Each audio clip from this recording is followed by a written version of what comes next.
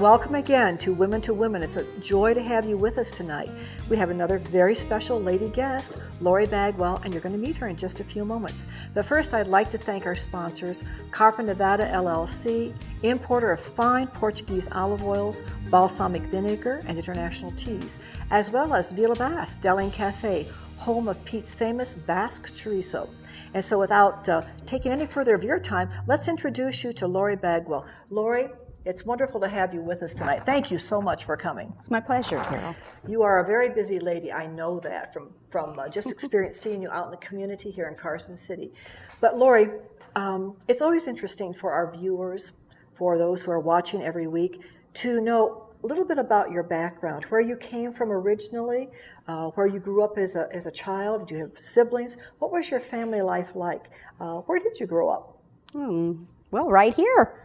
You are a native I'm Nevadan. not quite a native. My parents had the audacity to move me from California when I was 4. But it is definitely the community that I know right here. Yes, yes. And tell us a little bit about your family background. How many brothers and sisters do you have? What did you do as kids when you were playing? How did you grow up? Well, I have a brother that's 11 months older than I am, and then I have a sister named Julie. They all live right here in Carson City, so I'm still a local hometown girl. My parents still live here and are alive, and so I'm very fortunate that my immediate family is all here. And that's kind of a rarity these days. Usually 1 or 2 of the children just take off from their home community because they either feel that they want to get away, there's nothing there for them to stay for, or they want their education to take them out of the country or to the other coast. So you're you're a very special person in that respect, to stay around Carson City and to share your talents. What did you do as a family growing up? Did you travel a lot? You know what? Not really. We weren't big travelers, more camping. That probably was the number one thing for my family. We lived next door to some really good friends that we played games. It was really big in my family to play cards and games with another family that also had 3 children. And then we'd all go camping together and things like that. So I can identify that. Board games and card games were a lot of the family's center of activities because times were different then. Very. There was not as much television. There was certainly not the technology that we have today. And I think board games and card games have a real benefit to the processing in our thinking. I think they help you shape your critical thinking more than you take credit for when you're playing games. You just think it's all fun, but I do think it shapes your ideas and your thoughts and your competitiveness. And I like competitiveness. Me too. I've been known for that. It's healthy. It's very healthy. It sharpens your sensibilities, up against somebody else's, and the math skills. Monopoly taught me a lot of math skills as a kid growing up. I didn't like to lose. I wanted to be the banker, okay? I wanted to control the bank, but my sister saw otherwise. So let's continue. When you decided your family decided to stay here in Carson and make it their home base, where did you go to school after you graduated from high school? I went to Western Nevada Community College at that time, and then I went to UNR. Okay. And then I actually graduated with my bachelor's from the University of Virginia. So you went out to the East Coast. I did. They had a special program that allowed me to graduate sooner where I could go on a summer plan. Yes. And just take classes a whole week at a time. So they called them pods. But I was able to go and complete the last few courses and actually get my degree quicker that way. What brought you back to Nevada besides family after spending that time in Virginia, which is a beautiful state? Well, I actually only spent about the month and a half because I only needed a few classes to finish. So I just went there specifically just to say, I'm going to finish this. If it's the last thing I do, I'm going to get my degree. I can do this. Yes. And so I went there to take the course and then came back. So I just took a month and a half off of work. So their Southern hospitality didn't really have a chance to work on you. Didn't work. I was coming home. Now, what did you graduate in? What was your major? What was your minor? Business administration and then accounting and math. You are a numbers person. Definitely. Why so?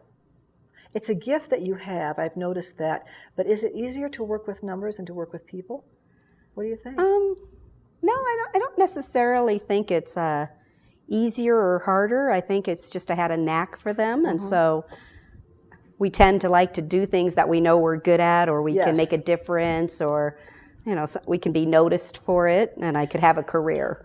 And I think there's a confidence in how you use numbers as well. And I'm going to go back to your board games and the skills that you learned with the numbers and whatever you did in cards. Definitely in cards. Yes, it's a fundamental fact that as a child, growing up with numbers in a fun way, however your parents use them, it's going to pay off big time as an adult. There's a better management with numbers as an adult if you've had them as a child and you've had fun with them. I have. I really enjoy working with numbers. So how did you meet your husband?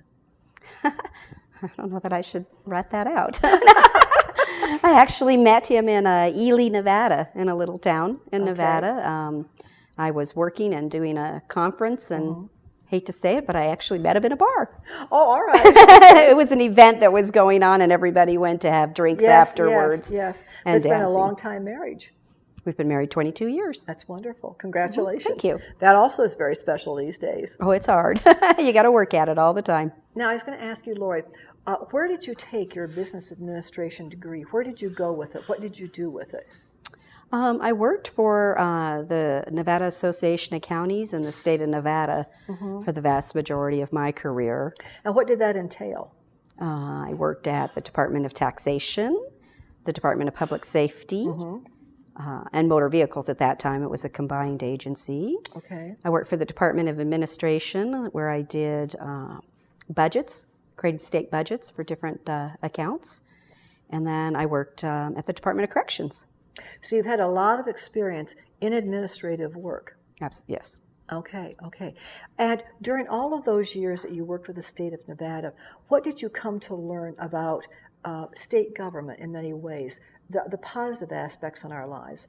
We have a tendency to be very critical, especially in the taxation, public safety. We're usually all for. In the Department of Motor Vehicles or in the Department of Corrections, we're a little bit more critical there. And yet, our states are working many times for our betterment. What did you come to find out as an employee of the state? Well, I think it would depend upon which agency I worked for. I'd have a different flavor for what I gained. Definitely the last job I had at the Department of Corrections was one of the most difficult. It definitely is not one that people look with favor upon. It's not one that they want to fund or give money to. It's not, it's not glitzy, it's not popular. And what are some of the difficulties? Is it because you were a woman in that situation, or would it have been difficult no matter man? I think it would have been difficult no matter which. I don't think that it mattered whether I was a woman, because I think I did a great job, and I think I had the respect of the position. And so I think that the job, you're dealing with 12,000 inmates, their families. You're dealing with 3,000 employees, their family situations. They're really like running little cities, and anything and everything can happen inside those cities. And the most difficult part was to realize, that an inmate could sue you, and you'd have to go to court and explain why you made a decision. Help us understand, as a viewer and myself included, how can an inmate sue you? They didn't have any problem doing it. All right. Well, we handled all of their money. We did deductions from their accounts, and we're responsible for their medical care. So the vast majorities of lawsuits would really come, or just grievances. They'd write in telling us they didn't think we were handling things fairly for them. Most dealt with their medical care, and it's a really hard, fine line as to how much care do you provide them. You want to give them adequate care, right? But you also don't want to give them, it's not going to be superb, because you can't get that in the general population for the public. So again, it's a very fine line. All right, I have another question as a female. If our viewers, our listeners are asking themselves, I wonder if I could be of value in the state system in Nevada, working within the corrections or motor vehicles, or any other agency of the state government. Where do females really function very well? If you were to give advice as to where you might, What skills, what educational level would you have to enter state government? I think right now the most important skill sets is the ability to use the computer. I've really seen throughout my career that many of the things have moved into the Excel format, and if you can't do Word or Excel, you're really behind the times. And you can't even begin to get an entry job because so many of the people doing the interviewing want that skill set right away. Right away. They don't want to have to teach it. It's already difficult enough for us to teach the particular tasks that we have to in the work environment. We don't want to have to teach that as a basic skill, but many people don't have that as a basic skill. So within the state employment system, technology is very important that you keep up with it because they're going to demand it of you, that you have those skills ready to go. Oh, no doubt in my mind. All right. Yeah, no doubt. How long were you with the correctional system?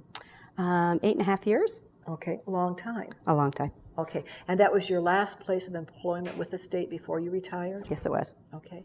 Now, those business skills that you have, that numbers ability, you had to decide, I'm sure, because I don't know your age, but you look relatively young for retirement. And I know that in state pensions, we can retire sometimes at 50, 52, 55, and still have many years left to contribute to go into a second occupation if we wish. What did you do after retirement? Something crazy, my husband and I opened up Charlie's Grilled Subs, which serves Philadelphia cheesesteaks. All right. Now that was a brand new adventure, I'm assuming. Very much so. Okay. What made you think that, okay, hubby, let's sit down, let's talk about this. We're young enough to go into a brand new business. We know it takes certain, probably, financial background or financial assets to think about, to work with. Can we work together? That's definitely a piece of the equation. Yes, yes. So how did this come about between the two of you that you decided on a restaurant? Well, I think my husband did more of the deciding. Okay. My sister and I were out having a good time in a shopping mall, and we happened to come across a Charlie's Grilled Subs. We had a sandwich and thought, wow, that's really unique. Carson City could use that. We don't have that. Where were you at the time? I was in Reno at the Summit Mall. Okay. And they had just opened one there that was only like 6 months into it. And so to pull you out of the shopping spree mode, your husband might have thought, not a bad idea. He called the number off the cup. Literally. You know Literally. how they have the 1-800 numbers on the cup. Contact us if you'd like to open a Charlie's. And he did. You know, sometimes on a whim, when we're younger, when we think we have the world by, the tail, and we can just spin it around and wherever it lands, okay, let's try it. I think that's right. That can be one of the reasons that people go into business. We're going to come back during the second half, and we want to learn from you, Lori, just exactly what you knew before you went into business, some of the things that you were right about, and some of the things that just kind of caught you off guard that you have to learn on the spot. We've had a number of women guests who've started their own businesses, and it's been amazing, their stories, because some of them jive together, but the lessons learned along the way are going to be of extreme value, I think, for a lot of seeds that are being planted out there this evening. We'll be right back. Don't go too far away. A fire-adapted community is prepared to survive a wildfire with little or no firefighter assistance. To help prevent ignition by embers, remove dead and dying plants from around your home. Be sure to remove low-hanging branches and the flammable plants underneath your trees, also known as ladder fuels. Non-flammable plants and pathways create separation and help prevent fire from spreading to your home. Make it lean, clean, and green. Visit livingwithfire.info for more tips to save your home.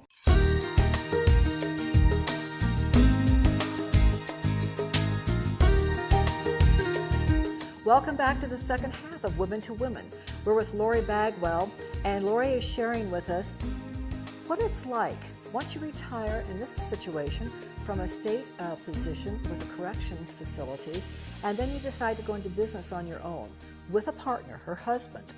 That's a whole different issue there, okay, because I've done this myself too. So Lori, it's good to have you back with us. Thank you again for being. My pleasure. So Lori, help us to understand. Your husband's first name is? Jim. Jim. When you and Jim talked about this Charlie's restaurant, which is a wonderful, is it a franchise? It is a franchise All right. And they're noted for their subs, for their Philadelphia cheesesteaks. Philadelphia cheesesteaks, which, by the way, on the East Coast are just phenomenal, and I'm a big fan of them. So I'm glad you have them here. And they are good. I've had one. Thank you. They're excellent. So tell us, when you and Jim sat down to talk, what were some of the points under consideration that you tossed around? From the beginning of the discussion, how long was it until you actually opened? Well, we opened, let's see, had to go to Ohio for training for 3 weeks. Because that's where the mother parent, That's where the parent company the is? parent company is in Ohio for the franchise. It's actually Gosh Enterprises, but that took a 3-week training. We had about 3 months for the construction phase to actually open up the store that they had to do. All right, so you picked a spot here in Carson City Correct. and then had to remodel wherever that store was going to be. Correct. It had to be remodeled into a restaurant to pass all the health codes and put in refrigerators and freezers and sinks and all that fun stuff. That's a huge step. It was a huge step. All right, so you're saying from the time that you made the decision to actually go into business, it was 3 months until you finally opened. I'd say about 4.5 by the time we actually did training, got the construction done, got the permits completed, and the health inspections and all of that. So when you and Jim sat down initially, what did you talk about? What considerations did you put out on the table and say, well, let's talk about this. I'm not too sure. What do you think? I think the most important issue for us was time. Here I'm retiring, and it's do we want to take our time to actually do a restaurant, and or do we just want to camp and travel and spend time together? And can we work together? Because we'd never done that before either. And those are two huge very much addressments, okay? Can we work together? My husband and I have often had that question, even after we are working together. Should we continue to work together? Okay, you have to reevaluate, and you grow as people. You grow as a couple. Your marriage grows. There are a lot of good things that come out of all of this. You really begin to understand each other at a different level. Oh, absolutely. Absolutely. As business partners. All right, so location you picked. How long did that take? Well, actually, they kind of picked us. We were actually in another location at that Summit Mall. All right. We had taken over that. No, in Reno, we had actually taken over that store because the lady that owned that had taken ill. And so we worked something out with her and the corporation to actually work that store. And the mall management from the Carson Mall was in there shopping and looking for people to take store because they were having a remodel. So they asked us to come talk to them. And Carson City is where we actually wanted our store. So sometimes things just happen, Yes. And that puts you right back in your home district. That's right. Which makes a big difference in terms of customer service, just visibility. Well, and just our comfort zone. Yes. All right. So you went for training because you were in a franchise. Correct. You're going to become business partners, which is a brand new relationship. Definitely. All right. And you have location established, and you're back where your comfort zone is, you say. Were there any other considerations, such as finances? Actually, we were in pretty good shape when we knew where we were going and what it was going to take to accomplish the task. Can you give us a ballpark figure? For example, if there are listeners out there this evening thinking to themselves, I like restaurants. I like working in a restaurant. I've worked before as a cook. I've worked before as a manager. Now, if I really want to go out on my own, where should I start thinking?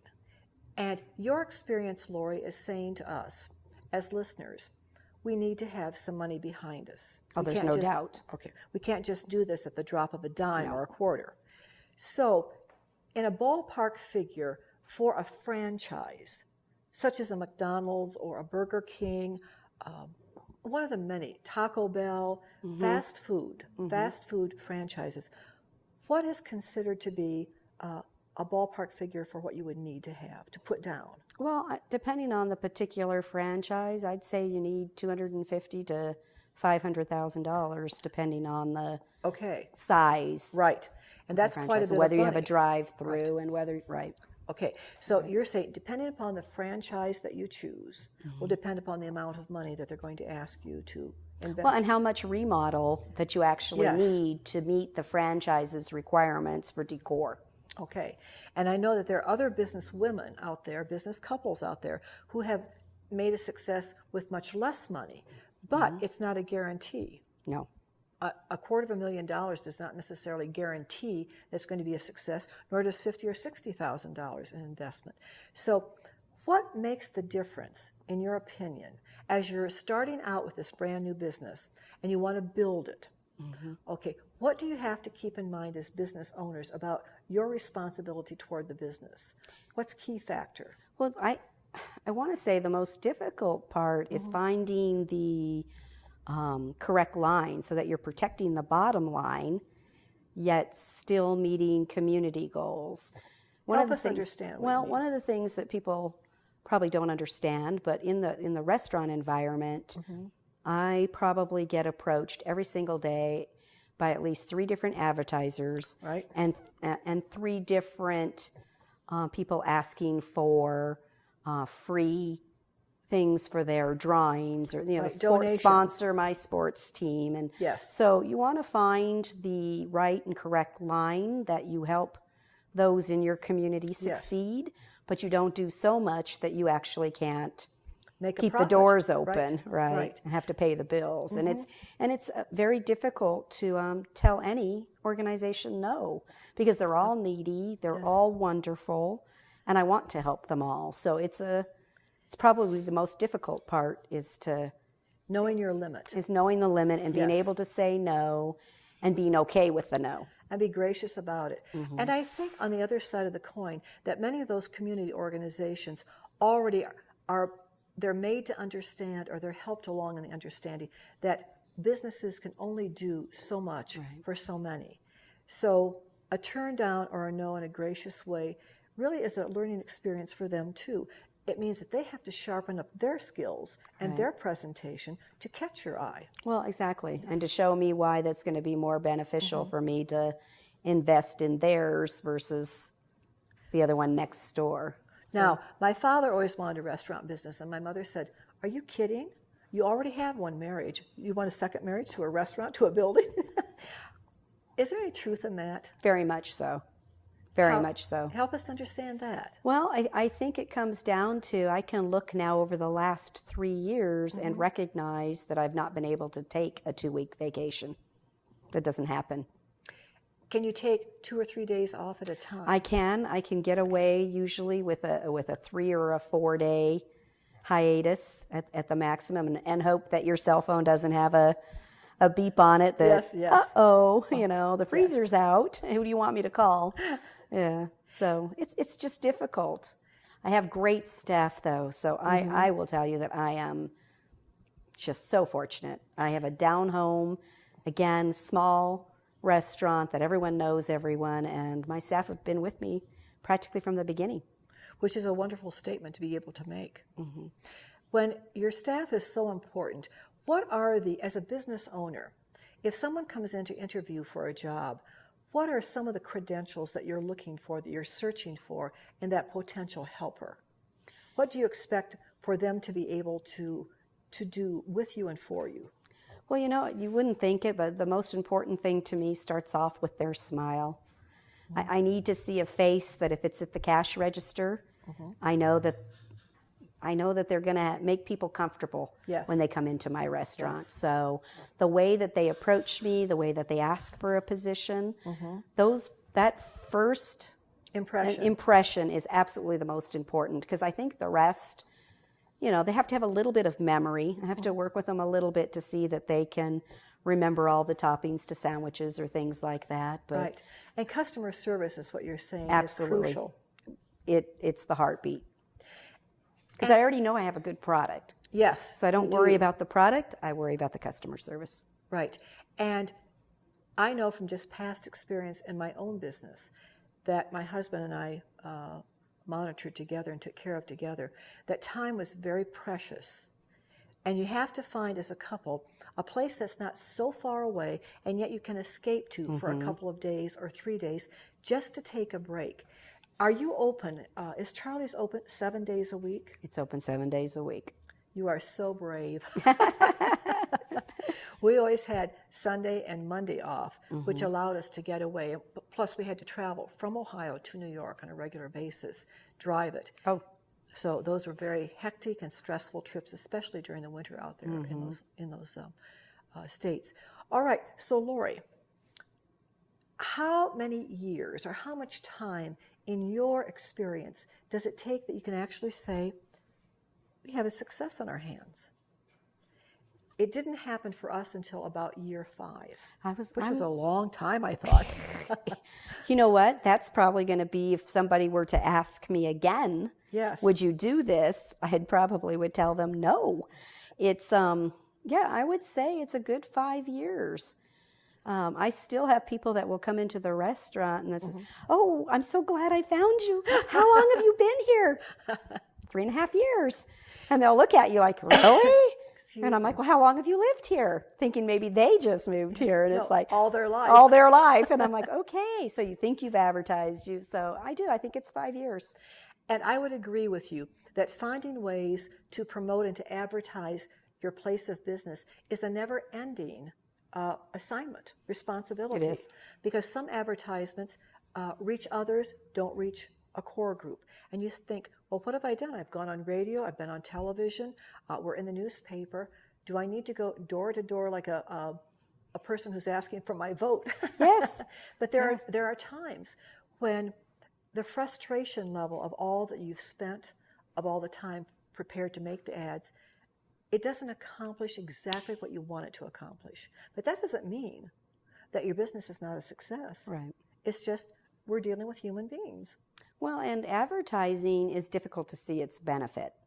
So if you put it in the newspaper or on the radio or things like that, you know, it's really difficult to ascertain, even if they didn't cut the coupon out and come bring it in. So if I did a coupon and mailed out 5,000 and only got 300 back, you think, oh, that's not very good. But that actually is very good. And you still got your name out there. So you have to... And that's still something hard for the number cruncher that I am to go, is that it? I spent that much money just to get that? So yes, it's probably been my rudest awakening is in the advertising arena. Well, you know, Lori, you're one of those very special women who has contributed on a continuing basis. Besides your restaurant, you're also involved, and we're going to come to the close of the show, but what are 2 or 3 other organizations that you give your time, your efforts to? I'm on the treasurer of the Fish Board, Friends in Service Helping. Yes. That's the community food bank. Yes. And I just feel very strongly that we need to take care of our own. Again, This is my community. You're also politically involved, I believe. I am. I do Carson City Republican Women, and I'm on the Carson City Central Committee. Well, just those 2 organizations plus your restaurant means that you're out and about in the community constantly giving. Well, and I think receiving. I think sometimes that we take for granted how much we get back from those that we help. I mean, I think it warms your heart. It does, and it's a really good trade. All right, thank you so much for being here. I'll be at Charlie's real soon. Come and have a Philadelphia cheesesteak. I love them. I love them. I like the ballpark and Philadelphia cheesesteaks. There you go. Until we meet again next week with a brand new guest, I'm Carol Paz, your hostess, thanking you very much. And we'd also like to, one more time, just thank Carpenter Nevada LLC and Villa Bass, Delling Cafe, home of Pete's famous Bass Chorizo. We'll see you next week.